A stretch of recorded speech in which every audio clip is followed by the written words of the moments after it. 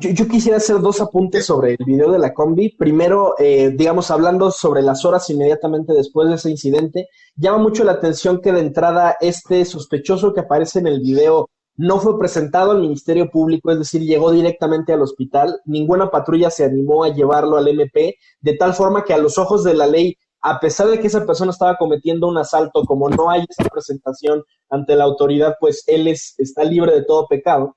Y segundo, la familia del delincuente o del presunto delincuente anuncia que quiere demandar a las personas en la combi por daños, por las lesiones que le generaron a esta persona, y es un poco lo surreal que hay en México. Sí. Este tipo de incidentes lo que hacen es legitimar la justicia por propia mano, y es una estadística que hemos mencionado una y otra vez aquí en este espacio, Pam. En México el 99% de los delitos quedan impunes, o porque no se denuncian o porque el Estado es incapaz de investigarlos.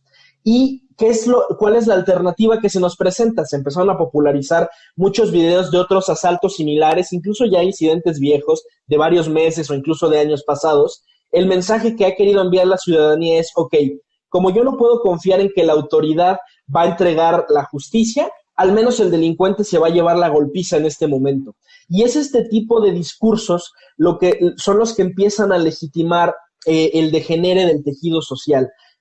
Fíjate que esto salió a la luz con una plática con un estudiante de mis alumnos de seguridad internacional y me decía, el problema de la delincuencia organizada en México es que te empodera.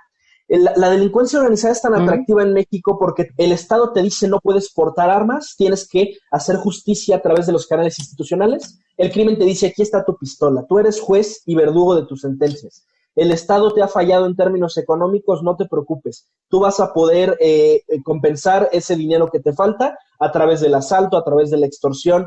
Y eso es a mí lo que me preocupa, sobre todo en el contexto de la militarización de la seguridad pública. Que en un momento de hartazgo la gente diga, ¿sabes qué? Vamos a quitar los candados, vamos a darle rienda suelta a los policías y a los militares para que a través de tortura y de desapariciones forzadas arreglemos esta crisis de inseguridad. Y esa es precisamente la lógica calderonista que nos desató la crisis que tenemos en este momento. Hay algo que es muy importante recordar y es una experiencia extranjera. ¿Por qué los Estados Unidos nunca van a ganar la guerra en Afganistán? Porque los ciclos de odio se perpetúan. Ok, el soldado estadounidense asesina a un talibán, pero ese fusil que se quedó en el suelo lo va a levantar a su hermano, o su esposa, o su tío, porque al final queda ese resentimiento, y son ciclos de violencia que no terminan. El presidente López Obrador llegó con una propuesta importante de, oye, necesitamos reconciliación y reconstrucción del tejido social. La ley que se promulgó de amnistía fue una absoluta porquería y no sirve de nada, pero sí es importante recordar que estos discursos un poco primitivos, un poco tribales de tenemos que intensificar la escalada de violencia, lo único que nos llevan es al fracaso de la estrategia de seguridad que tuvimos desde 2006, y a mí me preocupa que estos videos y esta furia en redes sociales están nuevamente trayendo esa desesperación a la mesa. Hay un dato que me preocupa y que creo que es importante mencionarlo al público. Encontré un informe de la Comisión Nacional de Derechos Humanos sobre linchamientos y el crecimiento que han tenido desde el 2015 para acá. Y es de verdad preocupante, ¿eh? O sea, estamos hablando de aumentos inmensos año tras año, lo que indica que este año no va a haber diferencia más que una tendencia en crecimiento. No sé si ustedes se acuerdan, yo recuerdo la primera vez que me encontré con un letrero en un poblado que decía, cuidado, ¿no? Al asaltante que sea atrapado va a ser linchado y vamos a acabar con él. Y estos, yo creo que hace unos 6 años empezaron a popularizar estos letreros justamente en eso, en una desconfianza absoluta de las autoridades y una legitimación del uso de la fuerza por parte de la gente para defenderse. Es bien peligroso. Bien peligroso. Fíjate que, Pam, para dar respuesta justo a este fenómeno, quisiera hablar un poco de filosofía política, aprovechando que ya estoy titulado. Hay un filósofo muy interesante, John Locke, que habla sobre el papel que juegan los jueces en la sociedad. Lo que dice John Locke es, a ver, hay una serie de normas escritas en la naturaleza, que es la ley natural, que no te pueden robar, que la gente no te puede matar, pero el problema de esa ley natural, que la hace muy difícil cumplirla, es que somos muy malos jueces de nuestras propias causas, ¿no? Si alguien me comete una injuria, yo reacciono de forma violenta, y esto lo vemos todos los días en el periférico. tú me chocas y yo ya quiero demandarte, quiero ejecutarte públicamente, no es una sanción completamente desproporcionada. Y cuando yo cometo errores soy indulgente y digo, ay, bueno, en realidad no es tan grave lo que hice, estaba un poco distraído ese día. ¿Qué es lo que dice John Locke? Para asegurar el cumplimiento imparcial de las leyes necesitamos de un tercero, un juez que no tiene nada que ver ni con la víctima ni con el victimario, para que pueda implementar una sanción con toda objetividad y que no tenga alguno de estos sesgos por estar involucrado en el caso. ¿Qué es lo que está ocurriendo en los linchamientos? Estamos promoviendo precisamente el hacer justicia por propia mano y a lo mejor habrá ocasiones en que a mucha gente le da gusto, ¿no? Aquí en la combi era evidente que la persona estaba asaltando. Pero ¿qué va a suceder el día de mañana cuando la persona que están linchando no tiene nada que ver? ¿No? A lo mejor se trata de una rencilla, una persona en X pueblo dice, yo vi a esta persona robando, secuestrando, lo que sea, y esa persona acaba fallecida después de un linchamiento. Lo que nos tenemos que preguntar, porque mucha gente dice, ¿para qué nos tardamos con el debido proceso? Es mucho más rápido y mucho más barato golpear, asesinar en ese preciso instante de los delincuentes. Lo que nos tenemos que preguntar es, ¿qué va a suceder el día que ese presunto delincuente seas tú o sea un familiar tuyo?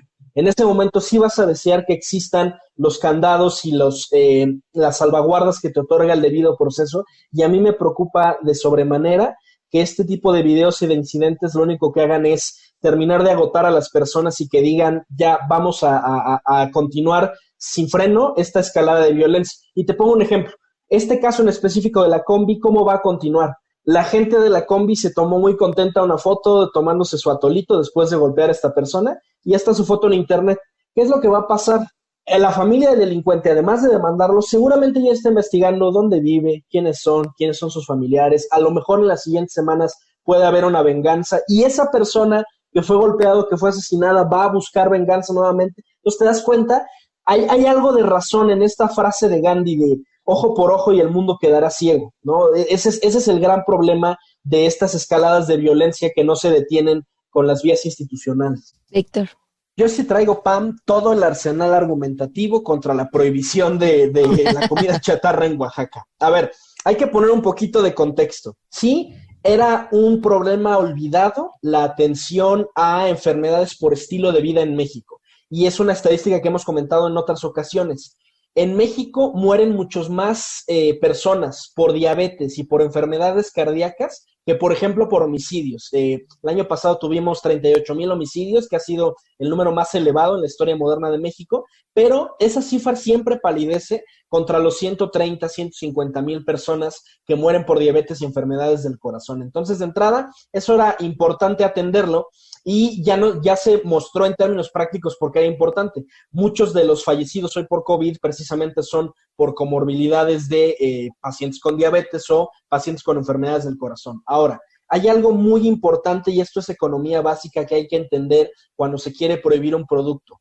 Hay 3 tipos de productos: las drogas, los servicios básicos, entiéndase agua, luz, gas, etcétera, y la comida chatarra, que se conocen como productos de demanda inelástica. Es decir, son productos que aunque aumente el precio, yo necesito seguirlos consumiendo sí o sí. El caso de las drogas, por ejemplo, como me generan adicción y una dependencia bioquímica, yo no importa qué tanto suba el precio de la droga, voy a seguirlo pagando, aunque me arruine financieramente, porque lo necesito. El agua o el gas, si lo sube el gobierno, pues yo no puedo dejar de seguir, yo no puedo dejar de bañarme, dejar de cocinar en la estufa, entonces voy a seguirlos pagando, no importa qué tanto aumente el precio. Y lo mismo ocurre con la comida chatarra. Este espantoso dolor de cabeza que nos da cuando empezamos una dieta, esos primeros 2 o 3 días de la dieta, es un síndrome de abstinencia, porque el azúcar es igual o más adictivo que la cocaína. Y este tipo de reformas, cuando, por ejemplo, se pusieron los impuestos a las bebidas azucaradas supuestamente para disuadir el consumo, es una táctica engañosa porque al final el propio gobierno sabe que este tipo de productos generan adicción. Y una regla económica muy importante, Pam, es que siempre que prohíbes un producto, le vas a dar origen a un mercado negro. Si hay demanda por un producto, alguien, quien sea, va a asumir el riesgo de hacer esa venta ilegal y va a proveer la oferta a ese mercado, esa demanda que hay latente. Y si hay algo que tenemos evidencia en México... De los niños traficando con pastelitos rellenos de crema. Es ridículo, vamos a tener a la Guardia Nacional deteniendo chavitos que venden pingüinos y gansitos, es surreal. Ahorita nos reímos, pero lo van a ver los operativos en los siguientes 2 meses. Y algo que tenemos evidencia en México, Pam, es que las políticas prohibicionistas han fracasado. Hoy los chavos pueden comprar alcohol, cigarros, drogas, siendo menores de edad. ¿Tú crees que no van a poder comprar chetos y gansitos? O sea, es ridículo pensar que este tipo de norma tiene una aplicación. Ya rebasamos la cifra de los 50,000, ya hablamos de 52,000 personas fallecidas por coronavirus en México, con un discurso a la par de no voy a cambiar de estrategia, estamos haciendo lo correcto, vamos bien. ¿Algo que quieran agregar a esto? A mí me preocupa mucho, Pam, la miopía del Estado mexicano, que en realidad no es propia de esta administración, ya tiene muchas décadas, y es esta falsa creencia desde una perspectiva de seguridad, de que solamente los temas de seguridad pública son las únicas amenazas a la seguridad nacional de México. Y ahí te va haciendo profecía a 20 años el siguiente gran riesgo a la seguridad nacional que se nos viene, el cambio climático. Las perspectivas más preocupantes son que, por ejemplo, toda la península de Yucatán va a quedar sumergida bajo el mar por el incremento del nivel del mar. Monterrey, Chilpancingo se van a convertir en nuevas ciudades costeras y en este momento no hay nadie a nivel de diseño de política pública ni a nivel de planeación estratégica que esté previendo este tipo de temas. A mí lo que me preocupa es que en México no hay un gran estratega, alguna persona o algún cuerpo dedicado precisamente a hacer prospectiva de este tipo de riesgos y amenazas que podemos enfrentar.